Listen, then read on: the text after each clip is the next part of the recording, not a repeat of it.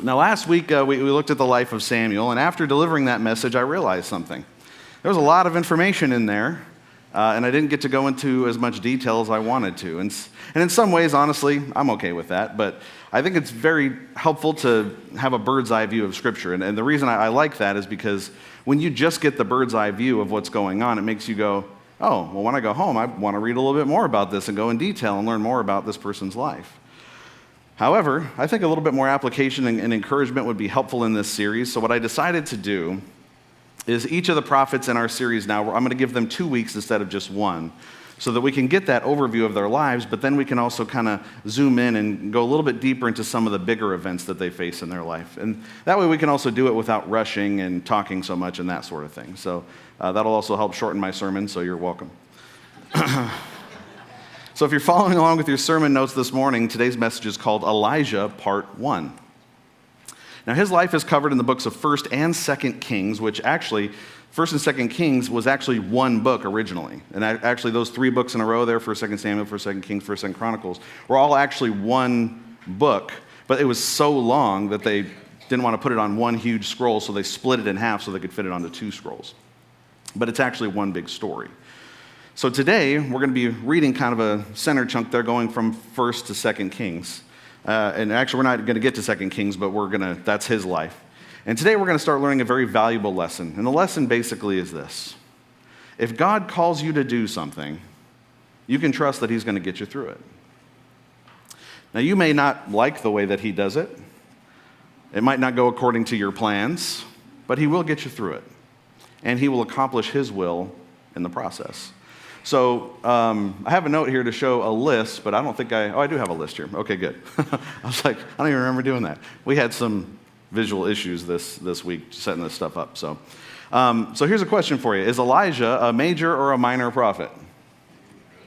Major prophet, huh? Well, actually, just like Jesus often teaches us, the answer is option C. If you look at the list of major and minor prophets, you'll see that Elijah's name is not on there, because Elijah never wrote a book. He appears in chapter 17 of 1 Kings, and he disappears literally in chapter 2 of 2 Kings, okay?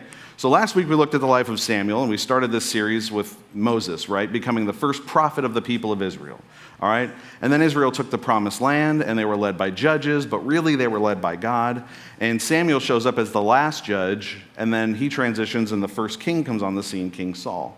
But when Saul goes bad, God brings David, a man after his own heart, and that's where we left off last week, okay? Well, after that, David's son Solomon takes over, and he builds God's temple in Jerusalem, okay? And Solomon is super wise, and he's super powerful, super rich, and he gets corrupted, and he starts going after foreign women and foreign gods. So you might be the smartest person in the room, but that doesn't mean you don't make mistakes.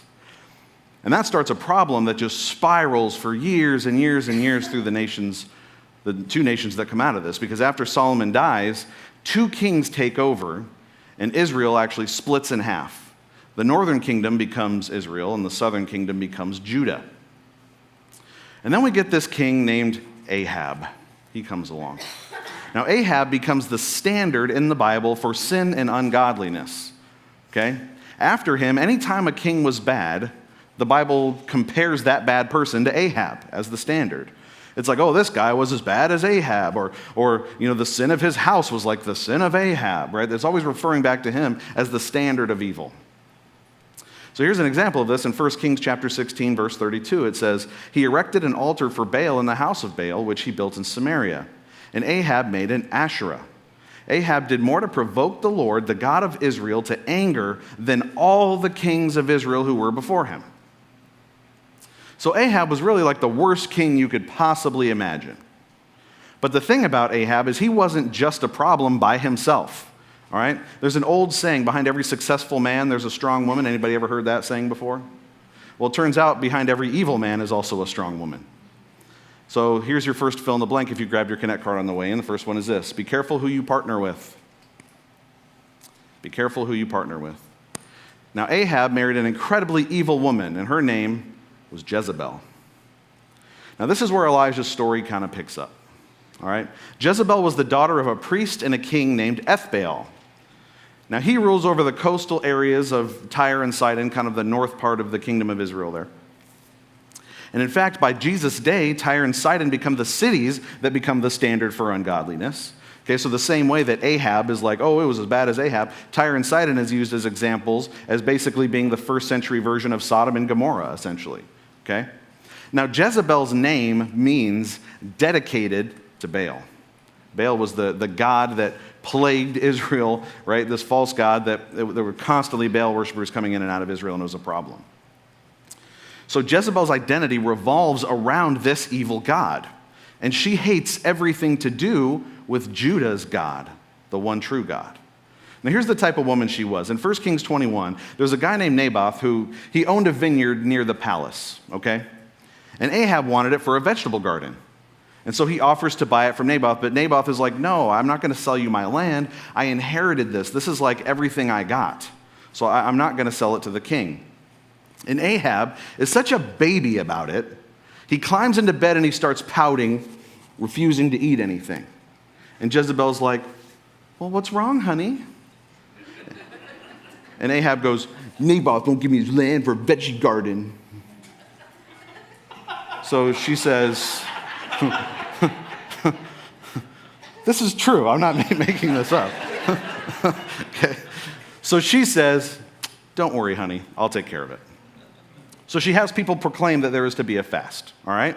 And she has two guys stand next to him as they're making this proclamation. The Bible calls them worthless scoundrels. Now, when the announcement is made, hey, we're going to make a fast right now, the two guys that are next to Naboth go, did you hear him? He just cursed the God and the king. Didn't you hear it? Yeah, I heard it. And Naboth's in the middle going, I didn't say anything. What are you talking about? But the whole crowd believes these two, and so they drag Naboth out of the city and they stone him to death. And Jezebel walks into Ahab's room and he's still sitting there. And she walks up and pats him on the back and says, it's okay, honey. Go get your vineyard. Naboth's dead. That's the kind of woman she was. She orchestrated that whole plan. Now, Elijah is called into ministry at the same time we first see Ahab reigning in Judah. And he's going to go heads up against both Ahab and Jezebel and their false god and everything that they stand for, okay?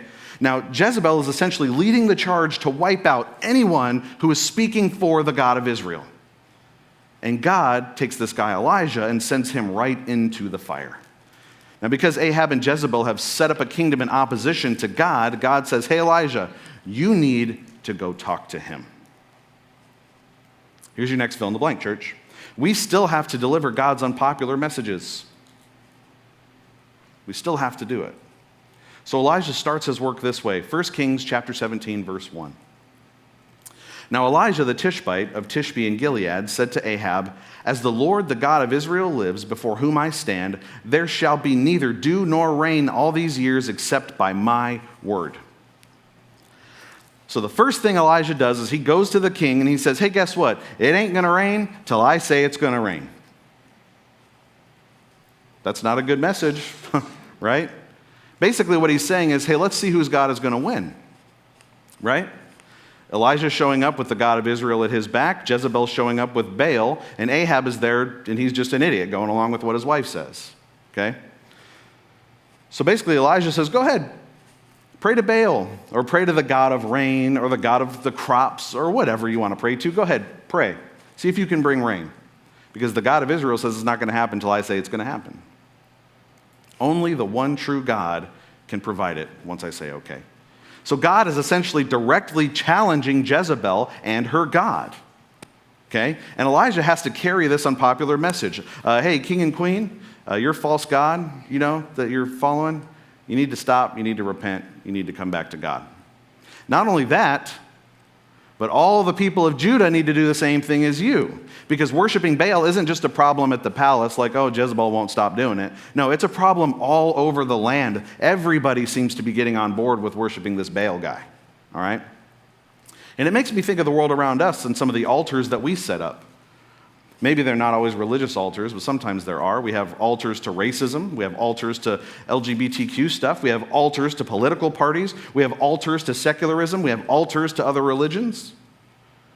And when people get things wrong, we should say something. We don't get to change God's message. to like, I'm not gonna say it. I'd rather say this because this is prettier, even though it's not true. Now here's the thing, in our culture, we definitely need to change the method because we're not Old Testament prophets, okay? The situation was different in that Judah had a responsibility as a nation to follow God. As a nation, they did. Now we have a responsibility as individuals to follow God, and that's a little bit different. But either way, even though the method can be different, the message cannot change. We cannot change what God says. Now, prophets could tell Jews, hey, stop sinning and follow God like you're supposed to because they already knew better. They already agreed to follow God. But today, we have a world full of people that have never said they're going to follow God. And so we need to tell them to be restored to God first, and then we say, hey, by the way, you have a sin problem you need to worry about. This is what the Bible says. But that doesn't mean that we take what the Bible says and we bend it. We take sin and bend it into something that we call acceptance. And I should also say someday we may have to make a stand like Elijah. It might be the very thing that we have to stand and risk our lives. If it becomes illegal to be a Christian or we see sin in the church, we might have to do some very uncomfortable or even dangerous things. Now, church, it would be scary to go to your king and your queen and say, hey, you're evil, so it's not going to rain. Because when it doesn't rain, they're going to blame you. All right, so let's see what happens next in 1 Kings 17:2. And the word of the Lord came to him, depart from here and turn eastward and hide yourself by the brook of Kerith, which is east of the Jordan. You shall drink from the brook, and I have commanded the ravens to feed you there. So he went and did according to the word of the Lord. He went and lived by the brook Kerith that is east of the Jordan, and the ravens brought him meat and bread in the morning, and bread and meat in the evening. And he drank from the brook. And after a while, the brook dried up because there was no rain in the land. Now, there's an old saying here, church, and this is a saying that is also your next fill in the blank. Where God guides, he also provides. The Lord tells Elijah, go live in this area, and I'm going to take care of you. And sometimes when we think of that, we get this false picture in our minds of what that might be like. Like we try to minimize what God is doing here. Oh, this isn't very much. Oh, it wasn't actual birds bringing it to him. It was the Baltimore Ravens that brought him the bread and the... Right? We make excuses and try to come up with explanations that are more realistic. Or we start thinking, oh, well, since God is protecting, Elijah here, this must have just been a great time. Like everything was just, feast all the time and everything was good. And the truth is, like, church, this was not Royal Caribbean here. He had what a raven could carry. I mean, is a raven going to fit like a T-bone in his mouth and come flying that to you? Maybe, but probably not. He's getting scraps from birds and water from a creek that eventually dries up. And that's often how God's provision works when you're serving him through a hard time. It's just scraps, but it comes on the birds. So for me, when I've seen God provide for me in hard times, I notice that it's not often a feast, and it might not be luxurious, but man, it's cool to watch God do it. I don't know if you've ever been in a situation like that. But then it ends, the creek dries up and plans need to change. So here's what happens in verse 8. Then the word of the Lord came to him, arise, go to Zarephath, which belongs to Sidon, and dwell there. Behold, I've commanded a widow there to feed you. So he arose and went to Zarephath, and when he came to the gate of the city, behold, a widow was there gathering sticks. And he called to her and said, bring me a little water in a vessel that I may drink. So Elijah shows up to this city, and he finds this widow like right away. And it's an interesting thing if you think about this. Did you notice where she's from? Zarephath, which is near what? Sidon. Where did I tell you that Jezebel was from earlier? Tyre and Sidon, that area, right? So it's interesting that God would do this. If you look up at the map here, you can see that there's Israel, there's Judah, and he goes all the way up to Tyre up there. That's where Jezebel is from. So Jezebel comes down into Judah to try to bring her God into Judah. So God says, well, I'm going to send Elijah up to where you're from. And he's going to go up there and he has some work to do while he's there. So he goes down, he sees this widow, and it's very easy to find her, right? I mean, the truth is she's probably still wearing her mourning garments. Like not mourning like wake up and you're in a nightgown. I mean mourning like weeping, mourning garments, okay? She's wearing them because she's a widow. Her husband just died. Right? A woman, if her husband died, she would wear her mourning garments for up to 2 years after it happened. So he recognizes her, and she's sitting there, she's picking up sticks, and he asks her for water, right, in the middle of a drought. So this is a test of obedience. And she turns around and goes for it without a word. But then he raises the bar on her just a little bit. Watch this in 1 Kings 17:11. And as she was going to bring it, he called to her and said, "Bring me a morsel of bread in your hand." And she said, "As the Lord your God lives, I have nothing baked, only a handful of flour in a jar and a little oil in a jug. And now I'm gathering a couple of sticks that I may go in and prepare it for myself and my son, that we may eat it and die." I imagine this wasn't a pleasant conversation. Right? Famine, drought. Can I have some water? Yeah, I'll get you some water. Can I have some bread too? I don't have any. I'm going to eat my last little bit here with these sticks that I'm going to use to start a fire. Plenty of dry ones around here. And then me and my son are going to die. Why are you bothering me? As the Lord your God lives. So I'm sure she's pretty upset about this. She's like, dude, I'm in a hurry to get back to starving here. We have this little bit of flour, a little bit of oil, and that's it. She's not just a single woman, church. She's a single mother. She's not just not married. She's a widow. She lost her provision. She can't get help because there's a famine and everyone is struggling. So these were the last people on the list. This is about as hopeless as it gets at the time, church. And Elijah sees that God is teaching both him and this woman a very important lesson here. Let's see this in 1 Kings 17:13. And Elijah said to her, "Do not fear. Go and do as you have said, but first make me a little cake of it and bring it to me. And afterward make something for yourself and your son, for thus says the Lord, the God of Israel, the jar of flour shall not be spent, and the jug of oil shall not be empty until the day that the Lord sends rain upon the earth." So here's her test, church. Do you trust God? He says, let's find out. Take what you have and bring it to me first. And let's see what God can do with it. Now, we read a story like this in the Bible and we think we get it. Okay, she's hungry. She gave some flour. I would do that too. Now, we know, because we've read the Bible before, that God is going to be faithful here and it's all going to work out. It wouldn't be in the Bible if it didn't. The story doesn't end, and the widow starved to death at the end. Okay? But church, it's a whole different thing to live this out. Right? She didn't have the scriptures to learn about, all the things that God has done. Right? So if you and your kid were about to starve, would you take your last bit of food and give it away to some stranger? Just because you've been told by him that your jar is going to keep filling up? Honestly, church, there are a lot of people who abuse this type of thing, even in the church today, right? Particularly the prosperity gospel preachers. They'll say, "Oh, I know you're $10,000 in debt. Send me your last dime, and God will totally restore your debt." You ever heard anybody say that before on TV? I have. See, the problem is, when they say, the wealth of the Gentiles is going to flow into your pockets. The problem is, they're not speaking for God.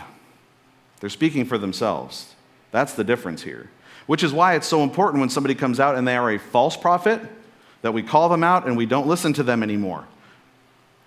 Because the more some of these guys, the Kenneth Copelands and the Benny Hinns and those type of guys who are, preaching and saying, "Hey, send me your last dime and God's going to do this." When we see that they're false prophets and they're lying and they're manipulating people, that's when we don't go back to them anymore, right? But see, that's not the case with Elijah. He is speaking for God.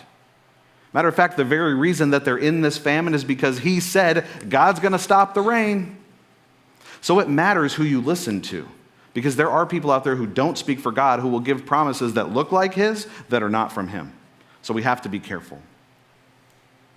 So here God is speaking through Elijah, and it takes a very strong faith to say, "Fine, I'll make you a cake." And Elijah is basically saying, give to God first and watch what he does with it. Now, 1 Kings 17:15. And she went and did as Elijah said, and she and he and her household ate for many days. The jar of flour was not spent, neither did the jug of oil become empty, according to the word of the Lord that he spoke by Elijah. So God proves himself. Everything that she needs just seems to show up. Now, this is probably like a miraculous looking thing, right? Like you empty the jar out, you turn to make some bread, you turn around, and the flour's back in the jar. It's probably that type of thing, right? The same way with like the loaves and the fishes. Like every time a hand reaches into the basket to take out a fish, another one just appears, right? Here's what we need to know about this, church. Your next fill in the blank. Always leave room for God to do the impossible. Don't ever count him out. Because the truth is, I've seen God do this type of thing for me too. Now, maybe not quite so miraculous, right? I've never turned around and, I open the cupboard, it's like there's nothing to eat, and I shut the cupboard and open, and I'm like, oh, that's exactly what I'm looking for. My wife might disagree. She's like, why do you open the cupboard 20 times and she comes by and goes, here, eat this? It's a miracle.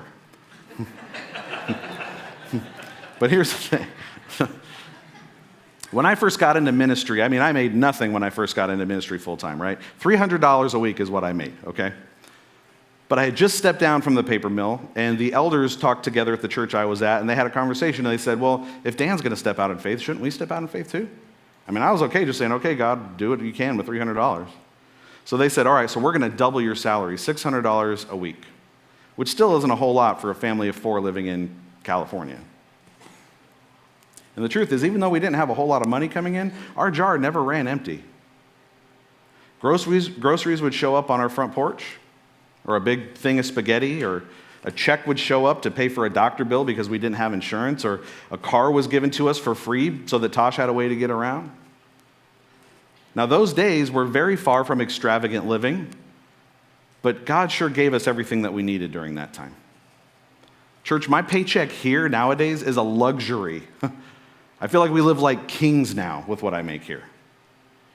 But I still look on those days when I made nothing, I look on those days with thanksgiving for what God did and how he brought us through. And now I can look on these days the same way, saying, God, not only did you provide for me when things were hard, but you provide for me abundantly when things are good. So we always have perspective to be thankful for what God is doing. And so Elijah, he lives with this woman for a while. Now keep in mind, this is not a sinful arrangement, right? Different rooms. It's not like they were sleeping together or something like that. I think that's important to say, right? But he was living with her for a while, and then suddenly this woman her woman's son gets sick, and he dies.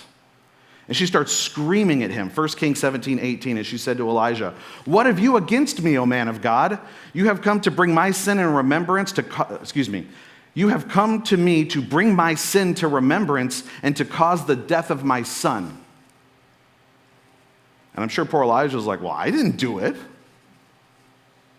But she doesn't care. She just lost her son. And she's thinking, I thought you said God was going to take care of everything. Is this what that is? God taking my son, that's the way he cares for me? How many times have I asked questions like that? It's like, I tried to be faithful. I thought I was leaning on God's promises. You're trying to follow him, do the right thing when it's hard. And then something terrible happens, and the first thing you think is, why, God? I'm trying to do the right thing. The truth is, church, we don't feel like we should ever have to face pain or hardship. And we think like, oh, well, I've been doing good for like 3 months. And so we think that now that means I'm righteous and I deserve rewards. Think about even just our culture. Your head hurts, take a Tylenol. You're tired, take a sick day. If you broke the thing that you just bought, you should have that store give your money back to you. Right? We just think that we shouldn't have to face hard things. We feel entitled to comfort. But the Bible tells us that pain and discomfort and trials are actually good for us. James chapter 1, verse 2 says, "Count it all joy, my brothers, when you meet trials of various kinds. For you know that the testing of your faith produces steadfastness. And let steadfastness have its full effect, that you may be perfect and complete, lacking in nothing." When bad things happen, we learn. We grow stronger. Think about this. How often, when you face a hardship in your life, do you actually go, oh, this is good? Very few people do that. I've seen some people even try to do that, but it's like, dude, it's hard to believe you. I'm so glad for this trial. I'm struggling here, right? We try to be positive, but the truth is we should be, even if it's hard. And, I think about myself, and it's like, how often is the first thing I do when things get hard? Why is the first thing I lean on just to complain about it, right? I'm very quick to complain during certain trials. Ask my wife, she will tell you all about it, right? When I have particularly hard weeks at the church, Tosh can immediately tell something wrong because either my fuse is shortened or I'm completely quiet and I have nothing to say. And then once I do start talking, it's all negative. And personally, during those times, I'm like, oh, I'm just venting, right? But venting often becomes building a case so that I can convince myself that the others are guilty, right? And the truth is, church, I should not be like that. Now, I'm working on going the other way. It's a struggle, right? When someone sins against us, we remember that we also sin against others and that we need the grace of God, right? And more importantly, we sinned against God who has given us grace abundantly. And so the widow is questioning her situation the same way. When you got here, me and my son were going to die of hunger. I trusted you. I trusted your God, and now my son is dead anyway. So I was worried about him dying, and then your God kills him. Why is he worthy of worship? I don't get it. And then she says, I thought your God forgives people. But now he's remembering all of my sins in the past, and this is punishment for that. Does he actually forgive me? But Elijah, he's already way ahead of this lady. He's already had to live by faith over and over and over again, bouncing from place to place, being fed miraculously by birds because he brought on a famine. Well, God brought on the famine, but you know what I'm saying? So Elijah, he relies on God for yet another miracle. He goes upstairs, he lays on the kid on his own bed, and he says this, 1 Kings 17:20. And he cried to the Lord, O Lord my God, have you brought calamity even upon the widow with whom I sojourned by killing her son? Then he stretched himself upon the child 3 times, and he cried to the Lord, O Lord my God, let this child's life come into him again. And the Lord listened to the voice of Elijah, and the life of the child came into him again, and he revived. Church, this is the first time where we see a resurrection in Scripture. And with it, we see a preview of the power of God and what God can do.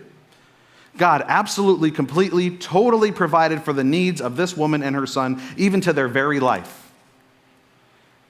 Even to the point of returning life where it once was lost. Now, you might read this and go, great. Next time a loved one dies, I'm just going to lay on him and breathe. Start yelling to the Lord. Stretch myself upon the dead person. But here's the thing. That's not how this works. Right? This was a miracle set apart specifically for Elijah, but I can tell you this, that doesn't mean that God doesn't promise us resurrection. It's just that it looks a little bit different now. Here's what Jesus tells us about resurrection in John 11:25. Jesus said to her, I am the resurrection and the life. Whoever believes in me, though he die, yet he shall live, and everyone who lives and believes in me shall never die. Do you believe this? And that's my question to you, church. Do you believe this? Because here's the thing, you might not be able to resurrect someone the way that Elijah did, but Jesus promises us that we all have access to resurrection. Every single person, if we accept what Jesus has done, will be resurrected with him. And the truth is, even if you don't accept him, you get to face a second death. So just like the matter of the boy being resurrected was a matter of faith, our own resurrection is a matter of faith. If you trust God, your resurrection will be accomplished by the same power that God used to resurrect this kid. And it is our faith and what we do with it that also affects other people. Look at how the widow responds to this, 1 Kings 17:24. And the woman said to Elijah, now I know that you are a man of God, and that the word of the Lord in your mouth is truth. Church, when we let God work and we share that with others, that's how they see that God is real. That's our role in the situation. Here's your last fill in the blank. Our faith shows our God to others.